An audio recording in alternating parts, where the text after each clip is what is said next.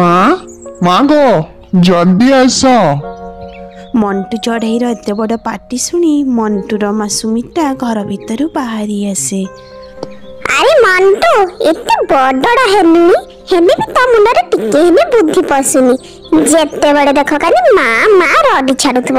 କଣ ହେଲା ଏତେ ଜୋରରେ ପାଟି କରୁଥିଲୁ କଣ ପାଇଁ? ମା ମତେ ବହୁତ ଜୋରରେ ଭୋକ ହେଇଛି, ଦେଲ ଦେଲ ଖାଇବାକୁ ଟିକେ ଜଲ୍ଦି ବାଢି ଦିଅ। ସୁମିତ୍ରା ଚଢ଼େଇ ମଣ୍ଟୁ ପାଇଁ ଖାଇବା ଆଣିବାକୁ ଭିତର ଘରକୁ ଚାଲିଯାଏ। ଆଉ କିଛି ସମୟ ପରେ ମଣ୍ଟୁ ପାଇଁ ଖାଇବା ଧରି ଫେରି ଆସେ। ମଣ୍ଟୁ ଖୁସି ମନରେ ଖାଇବାକୁ ଲାଗେ। ମଣ୍ଟୁର ଖିଆପିଆ ସରିବା ପରେ ମଣ୍ଟୁ ଆଉ ତା ମା ଘର ବାହାରେ ଖଟ ପକେଇ ବସିଥାନ୍ତି।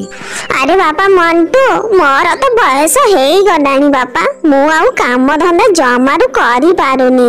ମୁଁ ତୋ ପାଇଁ ଗୋଟେ ଝିଅଟେ ଦେଖିଛି, ଏଇ ଆମ ଜଙ୍ଗଲର। ହେଲେ ତା ବାପା ମୋ ପିଲାଦିନରୁ ମରି ଯାଇଛନ୍ତି, ସେ ଅନାଥ। ସେ ଚଢ଼େଇର ଗୁଣ ନା ବହୁତ ଭଲ, ସେଇଥିପାଇଁ ମୁଁ ଠିକ କରିଛି ତାକୁ ହିଁ ମୁଁ ବୋହୂ କରିବି, ଯେମିତି ସେ ମୋର ଭଲ କି ଯତ୍ନ ନେବ ଆଉ ତୋ କଥା ବି ବୁଝିବ। ମା ମୁଁ ମୁନିକୁ ବାହା ହେବି, ମୁଁ ମୁନିକୁ ବହୁତ ଭଲ ପାଏ। ତମେ କହୁଥିବା ଚଢ଼େଇକୁ ମୁଁ ଜମାରୁ ବାହା ହେବିନି। ମୁନି ଦେଖିବାକୁ ବହୁତ ସୁନ୍ଦର, ଆଉ ମୁଁ ଜାଣିଛି ମା ସେ ତମ ଦେହର ବି ଯତ୍ନ ନେବ। ତମେ ମୋ କଥାରେ ରାଜି ହେଇଯାଉ, ମୁଁ ମୁନିକୁ ହିଁ ବାହା ହେବି। ଏଇ ମଣ୍ଟୁ କାନ ଖୋଲିକି ଶୁଣ, ବୁଝିଲୁ ନା? ମୁଁ ଯେଉଁ ଝିଅକୁ କହୁଛି ନା ସେଇ ଝିଅ ସହିତ ହିଁ ତୋର ବାହାଘର ହବ। ଆଉ ଏଇଟା ହଉଛି ମୋର ଶେଷ କଥା। ତୁ ଯଦି ମୋ କଥା ମାନିବୁନି ନା ତତେ ମୁଁ ଘରୁ ବାହାର କରିଦେବି, ଆଉ ମୋର ଜାଗା ବାଡି ସମ୍ପତ୍ତିରୁ ତୁ କାଣିଚିଏ ବି ପାଇବୁନି, ବୁଝିବୁ ତ? ହଉ ହେଲା, ତମେ ଯେତେବେଳେ ମୋ ପାଇଁ ଝିଅ ଦେଖି ସାରିଛ କହୁଛ ନା, ମୁଁ ତମ କଥାରେ ରାଜି। ହେଲେ ମୋର ବି ଗୋଟେ ସର୍ତ୍ତ ରହିଛି। ସେ ଝିଅ ଯେମିତି ରୂପରେ ଆଉ ଗୁଣରେ ପୁରା ସୁନ୍ଦର ହେଇଥିବ, ହେଲେ ଯାଇ ମୁଁ ସେ ଝିଅକୁ ବାହା ହେବି। ଆଉ ସେ ଝିଅ ମୋର ଦେଖିବା ଦରକାର ନାହିଁ, ମୁଁ କହିଥିବା ଅନୁସାରେ ତମେ ଦେଖିକି ଠିକ କରିନେବ। ମଣ୍ଟୁ ଚାନ୍ଦିନୀ ଚଢ଼େଇକୁ ନ ଦେଖି ବାହାଘର ପାଇଁ ରାଜି ହେଇଯାଏ। ସେଇଠୁ ତାଙ୍କର ବାହାଘର ହେଇଯାଏ। ବାହାଘର ରାତିରେ ମଣ୍ଟୁ ତା ରୁମକୁ ଯାଏ। ହେ ଭଗବାନ, ଏ କିଏ ଆସି ଏଇଠି ବସିନା, ପୁରା ଭୂତୁଣୀ ବାଗିଆ ଦେଖା ଯାଉଛି। ତମେ ଏମିତି କଣ କହୁଛ? ମୁଁ ପରା ତମ ସ୍ତ୍ରୀ ଚାନ୍ଦିନୀ, ତମେ ମତେ ବାହା ହେଇ ଆଣିଛ। ଚୁପ କର କହୁଛି। ତୁ କେବେ ବି ମୋ ସ୍ତ୍ରୀ ହେଇପାରିବୁନି, ବୁଝିଲୁ ନା? ମୋ ମା କହିଛନ୍ତି ମୋ ସ୍ତ୍ରୀ ରୂପରେ ଗୁଣରେ ପୁରା ସୁନ୍ଦର ହବ। ଆଉ ତୁ ଯେମିତି ଭୂତୁଣୀ ହେଇ ବସିଛୁ ନା, ମତେ ତ ତତେ ଦେଖିଲେ ହିଁ ଡର ଲାଗୁଛି। ତୋ ସହିତ କଣ ରହିବି? ରହ ମୁଁ ଏବେ ମାକୁ ଆଗ ଡାକେ। ମା ଜଲ୍ଦି ଆସ, ମୋ ସ୍ତ୍ରୀ କୋଉଠି? ମଣ୍ଟୁର ଏତେ ବଡ଼ ପାଟି ଶୁଣିକି ସୁମିତ୍ରା ଚଢ଼େଇ ଆସି ରୁମରେ ପହଞ୍ଚେ। ମା ମୋ ସ୍ତ୍ରୀ କାଇଁ? ଆଉ ଏ ଭୂତୁଣୀ ଏଠି କଣ କରୁଛି? ଏମିତି କଣ କଥାବାର୍ତ୍ତା କରୁଛୁ? ଏଇ ତ ତୋର ସ୍ତ୍ରୀ ତୋ ପାଖରେ ଅଛି, ତୁ ତ ୟାକୁ ହିଁ ବାହା ହେଇ ଆଣିଛୁ। ମା ତମେ ମୋ ସହିତ ଏମିତି ଛନ୍ଦ କପଟ କଲ। ମୁଁ ତ କହିଥିଲି ରୂପରେ ଗୁଣରେ ସୁନ୍ଦର ହେବା ଦରକାର, ହେଲେ ତମେ ଏଇ କାଳିକୁତୁରୀକୁ ନେଇ ଆସିଲ। ମୁଁ ଏବେ ମୋ ସାଙ୍ଗମାନଙ୍କ ଆଗରେ ମୁହଁ ବି ଦେଖେଇ ପାରିବିନି। ମୁଁ ୟାକୁ ଜମାରୁ ଘରେ ରଖିବିନି। ଚୁପ କର କହୁଛି ମଣ୍ଟୁ, ତୋର ବାହାଘର ସରିଛି, ଆଉ ତୁ ତୋ ସ୍ତ୍ରୀ ସହିତ ହିଁ ସଂସାର ଗଢିବୁ। ଆଉ ତୁ ଯୋଉ ରୂପର କଥା କହୁଛୁ ନା, ବହୁତ ରୂପବତୀକୁ ମୁଁ ଦେଖିଛି, ଯୋଉମାନେ ତତେ ପଛରେ ଛାଡି ଦେଇ ପଳେଇବେ, ବୁଝିଲୁ ନା? ଆଉ ଚାନ୍ଦିନୀର ଗୁଣ ବହୁତ ଭଲ। ରାତିଟାରେ ଆଉ ଅଧିକା ପାଟି ନ କରି ଜଲ୍ଦି ସେ ଯାଇ ଶୋଇପଡ, ବୁଝିଲୁ ତ? ମଣ୍ଟୁର ମା ରୁମରୁ ବାହାରି ଚାଲି ଯାଆନ୍ତି। ଆହା ମହାରାଣୀ, ଆଉ ଖୁଣ୍ଟ ଭଳିଆ ହେଇ ସେଇଠି କଣ ବସି ରହିଲୁ? ଭାବିଛୁ କଣ ତୁ ମୋ ବିଛଣାରେ ଶୋଇବୁ କହି? ଜଲ୍ଦି ସେ ମୋ ବିଛଣାରୁ ଓହ୍ଲା, ମୁଁ ସେ ବିଛଣାରେ ଶୋଇବି। ତୁ ତୋର ତଳେ ସପ ପାରିକି ଶୋ। ମଣ୍ଟୁ ଯାଇ ତା ବିଛଣାରେ ଶୋଇ ପଡ଼େ, ଆଉ ଚାନ୍ଦିନୀ ତଳେ ଶୁଏ। ଦେଖୁ ଦେଖୁ ୟା ଭିତରେ କିଛି ମାସ ବିତିଯାଏ। ଚାନ୍ଦିନୀର ସମ୍ପର୍କ ତା ସ୍ୱାମୀ ସହିତ ଏତେ ଭଲ ନଥିଲେ ବି ତା ଶାଶୁ ସହିତ ଚାନ୍ଦିନୀର ସମ୍ପର୍କ ବହୁତ ଭଲ ଥାଏ। ଗୋଟେ ଦିନ ଚାନ୍ଦିନୀ ତା ଶାଶୁ ସହିତ ବାହାର ଘରେ ବସିଥାଏ। ଶାଶୁମା, ଆପଣଙ୍କ ପାଇଁ ବହୁତ ବଡ଼ ଗୋଟେ ଖୁସି ଖବର ଅଛି। ଆପଣ ବହୁତ ଜଲ୍ଦି ଜେଜେମା ବନିବାକୁ ଯାଉଛନ୍ତି। ସତରେ ବୋହୁ, ତୁ ଆଜି ମତେ ବହୁତ ବଡ଼ ଖୁସି ଖବର ଖଣ୍ଡେ ଦେଲୁ। ଏଇ ଦିନଟାକୁ ଦେଖିବା ପାଇଁ ମୁଁ କେତେ ଦିନ ହେଲା ଅନେଇ ବସିଥିଲି। ଆଉ ଆଜି ତୋ ମୁହଁରୁ ଏମିତି କଥା ଶୁଣି ମତେ ବହୁତ ଖୁସି ଲାଗୁଛି ମା। ଚାନ୍ଦିନୀ ଆଉ ତା ଶାଶୁ ଏମିତି ସବୁ କଥା ହେଉଥିବା ସମୟରେ ମଣ୍ଟୁ ବାହାର ଘରେ ବସିଥାଏ। ଆଉ ଚାନ୍ଦିନୀ ଆଉ ତା ଶାଶୁର କଥାକୁ ମଣ୍ଟୁ ସବୁ ଶୁଣିନିଏ। ହେ ଭଗବାନ, କେତେ ବଡ଼ ଭୁଲ ମୁଁ କରିଦେଲି। ଏ କଥା ଯଦି ମୁନି କାନରେ ଯାଇ ପଡ଼େ ନା, ସେ ଆଉ ମତେ କେବେ ହେଲେ ବିଶ୍ୱାସ କରିବନି। କିଛି ଗୋଟେ ତ କାମ ମତେ କରିବାକୁ ପଡ଼ିବ। ଯେମିତି ହେଲେ ଏ ଚାନ୍ଦିନୀକୁ ଘରୁ ବିଦା କରିବାକୁ ପଡ଼ିବ। ନହେଲେ ମୁନିକୁ ଆଉ ମୁଁ ଘରକୁ ଆଣିପାରିବିନି। ମଣ୍ଟୁ ଯାଇ ଚାନ୍ଦିନୀ ଆଉ ତା ମା ପାଖରେ ପହଞ୍ଚିଯାଏ। ଏଇ ଚାନ୍ଦିନୀ, କଣ କହିଲୁ? ତୁ ଗର୍ଭବତୀ? ହେଲେ ସେ ପିଲା ତ ମୋର ନୁହଁ। ତମେ ଏମିତି କଣ କହୁଛ? ଏଇ ପିଲା ତ ଆମର। ତମେ ଭଲ ଭାବରେ ଜାଣିଛ। ତମେ ଏ ପିଲାର ବାପା ହେଇ ଯଦି ମୋ ଉପରେ ଆଙ୍ଗୁଠି ଉଠେଇବ, ବାକି ଯୋଉ ଜଙ୍ଗଲରେ ପକ୍ଷୀମାନେ ରହିଛନ୍ତି ସେମାନେ କଣ ମତେ ଛାଡ଼ିବେ? ତମେ ଏମିତି କଣ ପାଇଁ କହୁଛ? ମୁଁ ଜନ୍ମରୁ ଅନାଥ ହେଇପାରେ, ହେଲେ ମୋ ଚରିତ୍ର କେବେ ଖରାପ ନୁହଁ। देख चांदिनी, ए पिला मोर नुह आ मु तते ए घरे रखी पारिबिनी। तू एबे ए घरु बाहरी की चाबी जिबु। ए मंटू, खबरदार कहि दउछि। आ थरे जदी पाटी रे एमिति कथा धरिबो, कौन तोर मुंड खराब हे जाइछि कि? तू जानी पारुनु तो पिंडा हबाकू जाउछि, तू ता मां सहित एमिति व्यवहार करूछु? तते टिके लाज लागुनी?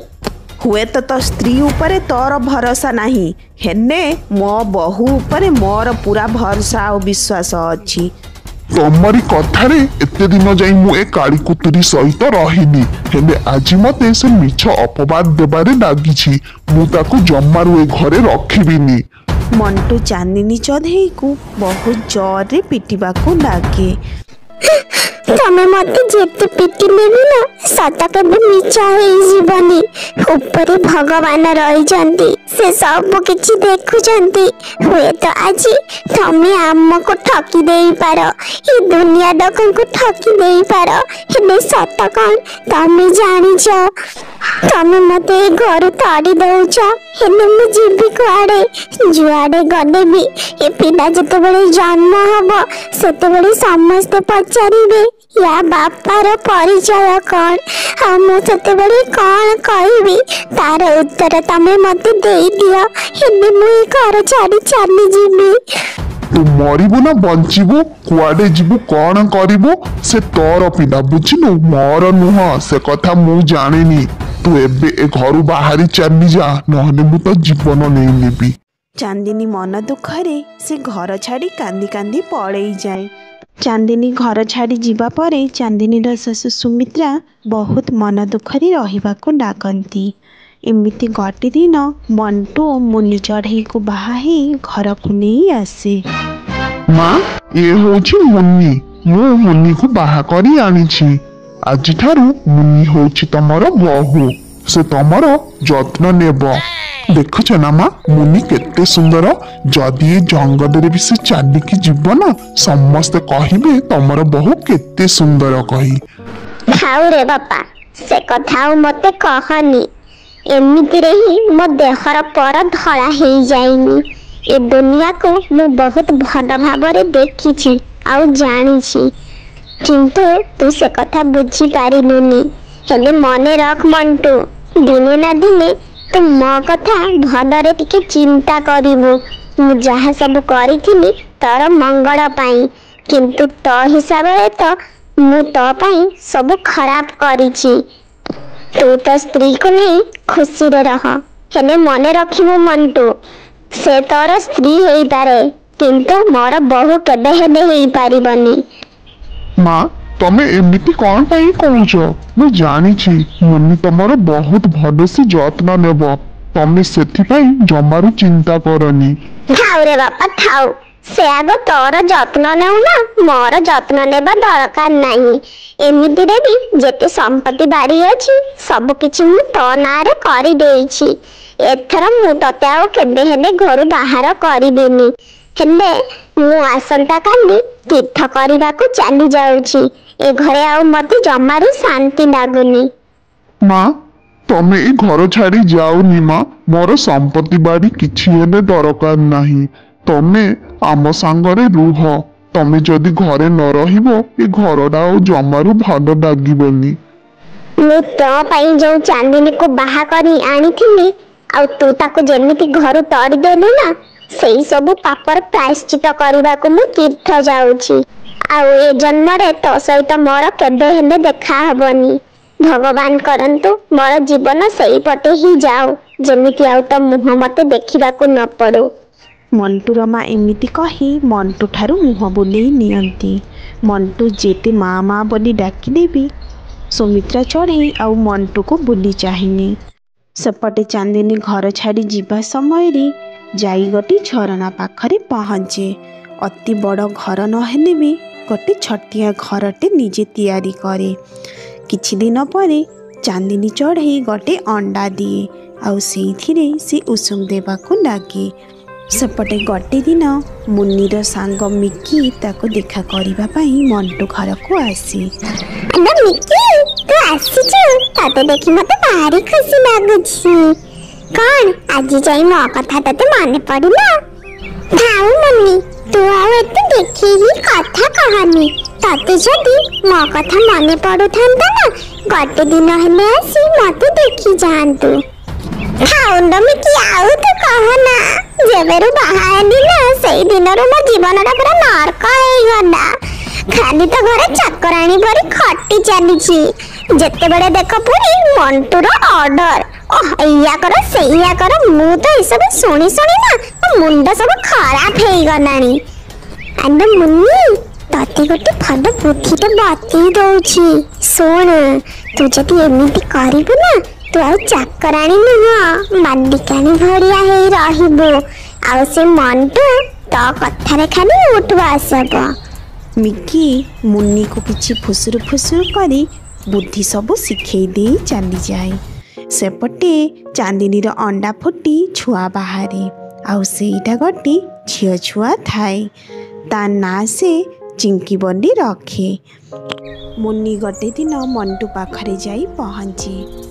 ଆରେ ଶୁଣିଛ ନା ମୁଁ ଭାବୁଥିଲି କଣ କି ଆମେ ଯଦି ବ୍ୟାଙ୍କରୁ ଲୋନ୍ ନିଅନ୍ତେ ତାପରେ ଗୋଟେ ବିଜନେସ୍ ଆରମ୍ଭ କରନ୍ତେ କେମିତି ହୁଅନ୍ତା?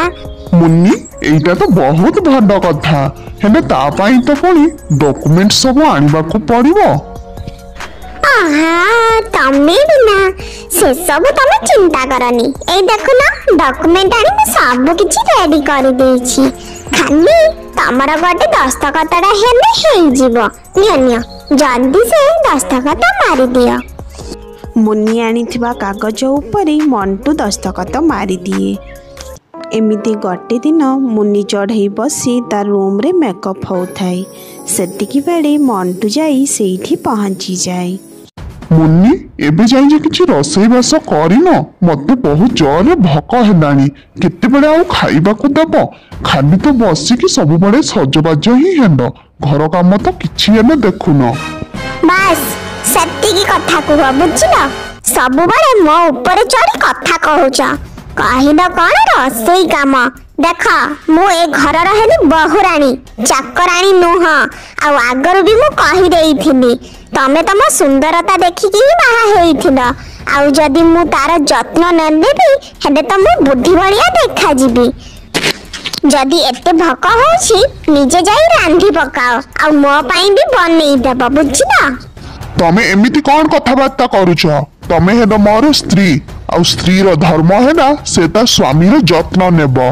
ଏମିତିରେ ବି ଚାନ୍ଦିନୀ ଯେତେବେଳେ ଥିଲା ସେ ମୋର ବହୁତ ଯତ୍ନ ନେଉଥିଲା। ଏବେ ମା ବି ତ ତୀର୍ଥକୁ ଚାଲି ଯାଇଛି। ଗଣ୍ଡେ ଖାଇବାକୁ ବି ମିଳୁନି। ଖବରଦାର କହୁଛି ସେ କାଳି କୁତୁରୀ କଥା ମୋ ଆଗରେ ଆଉ କେବେ ହେଲେ କହିବନି। ନହେଲେ ମୋ ଠାରୁ ଖରାପ ଆଉ କେହି ହେବନି। ମଣ୍ଟୁ ମୁନିର ଏମିତି କଥା ଶୁଣି ମନ ଦୁଃଖରେ ଘର ବାହାରକୁ ଚାଲିଯାଏ। ଘର ବାହାରେ ବି ଆସି ମୁନି ପହଞ୍ଚିଯାଏ। ଶୁଣ ମଣ୍ଟୁ, ତମେ ଯଦି ଏ ଘରେ ରହିବା ପାଇଁ ଚାହୁଁଛ ନା, ତେବେ ତମକୁ ମୋ ହିସାବରେ ଚଳିବାକୁ ପଡ଼ିବ। ତମେ ଆଉ ତମର ହୁକୁମ ମୋ ଉପରେ ଚଳେଇ ପାରିବନି, ବୁଝିଲ ତ? କଣ କହିଲ? ମୁଁ ପୁଣି ତମ ହୁକୁମ ମାନିକି ଚଳିବି? ତମ ମୁହଁ ତ ବହୁତ ବଢିଗଲାଣି। ଏବେ ମୋ ଘରୁ ବାହାରି ଯାଉ। ତମ ଭଳିଆ ସ୍ତ୍ରୀ ମୋର ଆଉ ଦରକାର ନାହିଁ, ବୁଝିଲ ତ? କି କହିଲ ଗା, ମତେ ଭାରି ହସ ମାଡ଼ିଲା। ଏଇ ଘର ପୁଣି ତମର? ତମର ହିଁ, ଆଉ ଏ ଘରେ କିଛି ନାହିଁ, ବୁଝିଲ ତ? ସବୁ କିଛି ତମେ ମୋ ନାଁରେ କରିଦେଇଛ। ଏଥର ଯଦି ଏ ଘରେ ରହିବାକୁ ଚାହୁଁଛ ନା, ମୋ ହୁକୁମ ମାନିକି ଚଳ, ନହେଲେ ତମେ ଏ ଘର ଛାଡ଼ି ଚାଲିଯାଅ। ମଣ୍ଟୁ ମୁନିର ଏମିତି କଥା ଶୁଣି ଘର ଛାଡ଼ି ଚାଲିଯାଏ। ସେପଟେ ଚାନ୍ଦିନୀର ଝିଅ ଚିଙ୍କି ବି ଏବେ ବଡ଼ ହେଇଯାଇଥାଏ। ମା ଚିଙ୍କି, ଯାଉନୁ ବାହାରୁ ଟିକେ ଖେଳି ଆସିବୁ। ସବୁବେଳେ ତ ମା ଘରେ ରହିଲୁ, ଏମିତିରେ କଣ ଦେହ ଭଲ ରହିବ? ବାହାରେ ଯେତେ ଖେଳକୁଦ କରିବ ସେତିକି ତ ଦେହ ଭଲ ରହିବ। ମା, ମତେ ଏ ରାଜୁ ଆଉ କରି ସାଙ୍ଗରେ ଖେଳିବାକୁ ଜମାରୁ ଭଲ ଲାଗେନି। ସେମାନେ ସବୁବେଳେ ମତେ ବାପା ନାଁ ଧରି ଚିଡ଼ାନ୍ତି। କୁହନ୍ତି ଯେ ମୋ ବାପା ମୋ ପାଇଁ କିଛି ହେଲେ ଖେଳନା ଆଣି ଦେଉନାହାନ୍ତି। ସେଇଥିପାଇଁ ମତେ ବାହାରେ ଖେଳିବାକୁ ଜମାରୁ ଭଲ ଲାଗେନି। ଯିଏ ଯାହା କହିଲେ କାହା କଥାରେ କାନ ପୁରେଇବୁନି। ସବୁବେଳେ ନିଜ କର୍ମ କରିଚାଲ, ଭଗବାନ ତାର ଫଳ ଦେବେ। ଚିଙ୍କି ଚାନ୍ଦିନୀର ଏମିତି କଥା ଶୁଣି ଖେଳିବାକୁ ବାହାରିଯାଏ। ସେପଟେ ରାଜୁ ଚଢ଼େଇ ଆଉ ଗରିକାଉ 2 ଜଣ ବଲ୍ ଖେଳୁଥାନ୍ତି। 2 ଜଣ ବଲ୍ ଖେଳୁଥିବା ସମୟରେ ସେଇଠି ଆସି ଚିଙ୍କି ପହଞ୍ଚିଯାଏ। ରାଜୁ, ଗରି, ତମେ 2 ଜଣ ମତେ ବି ବଲ୍ ଖେଳିବାକୁ ଦିଅ ନା। ତମ ସାଙ୍ଗରେ ମତେ ବି ସାଙ୍ଗ କରି ଖେଳାଅ। ଏଇ ଚିଙ୍କି, ତୋ ବାପା ତ ତୋ ପାଇଁ କେବେ କିଛି ହେଲେ ବି ଆଣି ଦିଅନ୍ତିନି। ସତ କଥା ତ ଏଇଆ, ଆମେ ତୋ ବାପାକୁ କେବେ ହେଲେ ଦେଖିନୁ। ତାମାନେ ତୋ ବାପା ଅଛନ୍ତି ନା ନାଇଁ ସେଇଟା ବି ଆମେ ଜାଣିନୁ। ହେଲେ ଆମ ଖେଳନା ତତେ କେବେ ହେଲେ ଦେବୁନି। ତୁ ଏଇଠୁ ପଳେଇ ଯା। ନା ବାବା ନା, ମୋ ମାମା ତ ମତେ ମନା କରିଛି। କହିଛି ସେ ଚିଙ୍କି ସାଙ୍ଗରେ ଜମାରୁ ସାଙ୍ଗ ହବୁନି। ତୁ ପଳେଇ ଯା ଏଇଠୁ, ଆମକୁ ଖେଳିବାକୁ ଦେ। ଚିଙ୍କି ମନ ଦୁଃଖରେ ସେଇଠୁ ବାହାରି ନଦୀ ପଟେ ଯାଏ। ସେପଟେ ମଣ୍ଟୁ ଚଢ଼େଇ ଆସି ସେଇ ନଦୀ କୂଳରେ ବସିଥାଏ। ହେ ଭଗବାନ, କେଜାଣି କାହିଁକି ଆଜି ମତେ ମୋ ମା କଥା ବହୁତ ମନେ ପଡୁଛି। ମୋ ମା ଯାହା ବି କହିଥିଲା ସବୁ ସତ। ମଣ୍ଟୁ ଚଢ଼େଇ କରିଥିବା ଭୁଲ ପାଇଁ ପଶ୍ଚାତାପ କରୁଥାଏ। ଏତିକି ବେଳେ ଗୋଟେ ଗଛର ଡାଳ ଭାଙ୍ଗି ଆସି ମଣ୍ଟୁ ଉପରେ ପଡ଼େ। ମଣ୍ଟୁ ସେ ଡାଳ ତଳେ ଚାପି ହେଇଯାଏ। କିଏ କୋଉଠି ଅଛ? ଦୟାକରି ସାହାଯ୍ୟ କର, ମତେ ସାହାଯ୍ୟ କର। ଚିଙ୍କି ସେଇ ନଦୀ କୂଳକୁ ଆସୁଥାଏ। ଦେଖେ ତ ମଣ୍ଟୁ ଚଢ଼େଇ ସେ ଡାଳ ତଳେ ଚାପି ହେଇ ରହିଛି। ସେ ଦୌଡ଼ି ଯାଇ ସେ ଡାଳକୁ ମଣ୍ଟୁ ଉପରୁ ହଟେଇ ଦିଏ। ଆଉ ମଣ୍ଟୁ ଉଠି ବସେ। ତା ଡେଣାରେ ବହୁତ ଜୋରରେ ଆଘାତ ଲାଗିଥାଏ। ସେଇଥିପାଇଁ ଚିଙ୍କି ମଣ୍ଟୁକୁ କୁହେ ତା ସାଙ୍ଗରେ ଘରକୁ ଯିବାକୁ। ଚିଙ୍କି ମଣ୍ଟୁକୁ ସାଙ୍ଗରେ ନେଇ ଘରକୁ ଆସି ପହଞ୍ଚେ। ମଣ୍ଟୁ ଚାନ୍ଦିନୀକୁ ଦେଖି ଆଶ୍ଚର୍ଯ୍ୟ ହେଇଯାଏ। ଚାନ୍ଦିନୀ, ତମେ? ଆପଣ କଣ ମୋ ମାଆକୁ ଜାଣିଛନ୍ତି? ମୋ ମା ହେଲେ ଜଣେ ଡାକ୍ତର। ଏଇ ଅଙ୍କଲ ମାମା ସେ ନଦୀ କୂଳରେ ଗୋଟେ ଡାଳ ତଳେ ଚାପି ହେଇଯାଇଥିଲେ।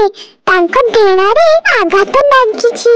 ସେଇଥିପାଇଁ ମୁଁ ତାଙ୍କୁ ସାଙ୍ଗରେ ନେଇ ଆସିଛି। ତମେ ତାଙ୍କର ଘାକୁ ସଫା କରି ବ୍ୟାଣ୍ଡେଜ ଆଉ ଔଷଧ ଦେଇଦିଅ, ସେ ଜଲ୍ଦି ଭଲ ହେଇଯିବେ।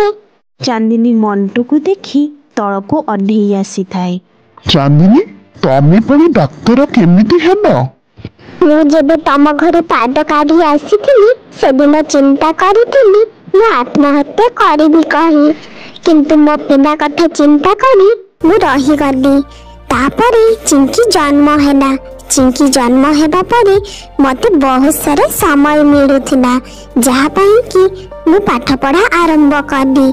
आगर भी मु पाठ पढ़िथिली हेले तमे तो से विषय केबे जानिबा को चेष्टा करि नथिला आ मु डाक्टर हेई गली। तामाने चिंकी होउची मो झियो मते क्षमा कर दियो चांदिनी।